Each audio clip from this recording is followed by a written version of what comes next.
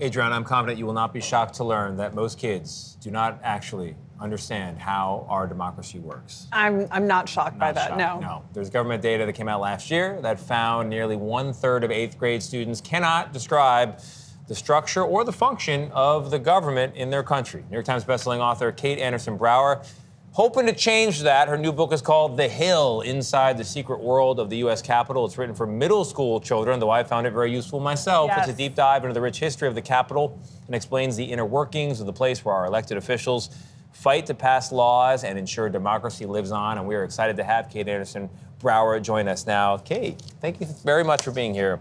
The book is broken into history of the country, key moments on the Capitol. There's little fun facts. There's things about the leadership. I love everything about it. What was the idea behind this?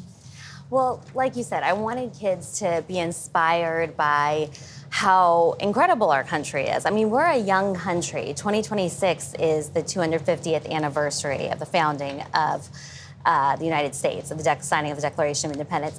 It's incredible to think how far we've come.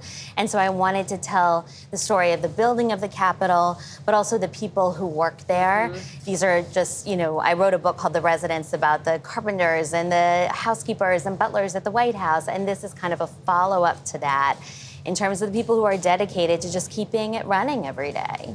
Well, that's what I loved about the book. You really go into kind of this secret world that's not known. When you go to the Capitol, if you get to visit it, they kind of show you around the different chambers, but you don't see that there's a subway system underground. I actually got to ride it when I was there a few months ago. There's also, shoe shiners, carpenters, like you said. Why was it important to you? Oh, there we are. That's with our Capitol producer, Ellis Kim, who she was showing me around that day. Why was it important to you to shine that light, to show kind of the world that exists within the Capitol? Why is that important for kids to learn about?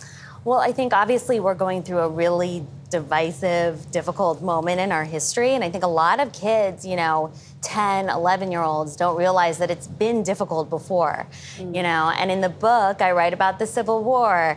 I write about Reconstruction, when we had, our first Black senators and members of Congress. And then there was a 90-year period where we didn't have any members of color. We didn't have a woman until Jeanette Rankin in 1917. So now we expect to see people of color and women, and just having it be more representative. There's still a long, long way to go, but that's the point of the book. That 90-year gap shocks me every time I hear it.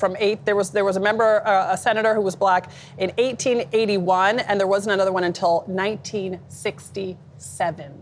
So it's a striking gap. And as people learn about the history of the country and they think about the future of the country, they're thinking about the election.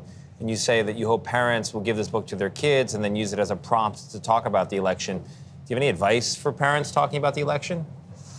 It's a tough question. It is a very difficult question. I think it's to really get your kids to understand the past. I mean, there was a time when members of Congress wouldn't speak to each other, and someone wouldn't go from the House side to the Senate side, and bills didn't get passed because they actually wouldn't speak.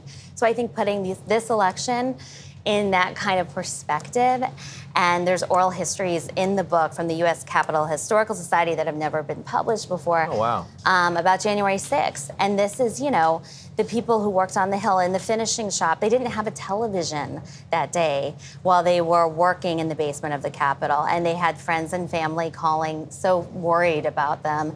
And now they do have TV set to cable news, so they know what's going on. Really? But it's kind of incredible. They all banded together and, stayed and cooked for each other and looked out for each other. But these are real people, not politicians. Which cable news channel are they watching? Kate